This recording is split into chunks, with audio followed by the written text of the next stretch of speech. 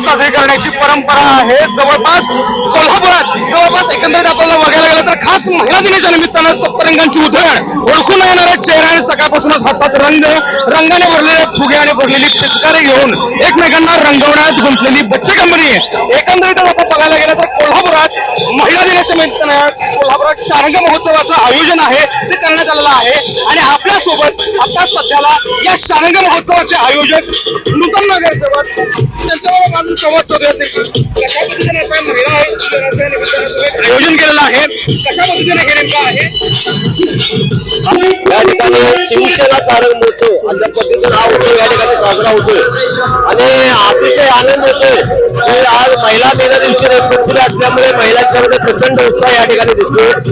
तुमच्या चॅनलच्या वतीनं आणि आमच्या सर्व मंडळाच्या कार्यकर्त्यांकडून, सर्व आमच्या या आयोजकांच्याकडून इथे उपस्थित असणाऱ्या कोल्हापूर शहरातील सर्व महिलांना महिला दिनाच्या रथपंचमीच्या हार्दिक हार्दिक शुभेच्छा. नक्कीच आता आपण पाहिलं कोल्हापुरातून ही जी मुक्त उधळण झालेली आपल्याला पाहायला मिळते. एकंदरीतच खास महिलांसाठी हा जो कार्यक्रम आहे तो आता आयोजित केलेला आपल्याला पाहायला मिळतोय. याच्यामध्ये जवळपास आपल्या परिसरातील अपार्टमेंट, सोसायटीज, कॉलन्या अशा या सगळ्या महिला उत्साहानं यामध्ये सहभागी झाल्याचं आपल्याला पाहायला मिळतंय. यामध्ये महिलांनी मोठ्या प्रमाणात जल्लोष केल्याचं आपल्याला पाहायला मिळतंय. एकंदरीतच या सगळ्या गोष्टीतून मोठ्या प्रमाणात याचा जो उत्साह आहे तो उत्साहात आपल्याला जाणवतोय.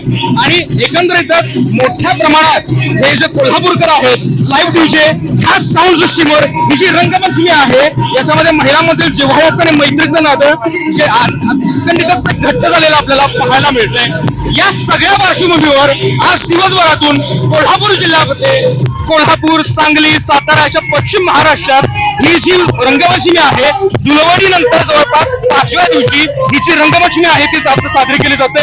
याच पार्श्वभूमीवर हे कोल्हापूर आहे ते अखंड ज्या रंगामध्ये आहे त्याचा पाहून गेला आपल्याला पाहायला मिळतंय. LS मराठीसाठी मी निरंजन, कोल्हापूर.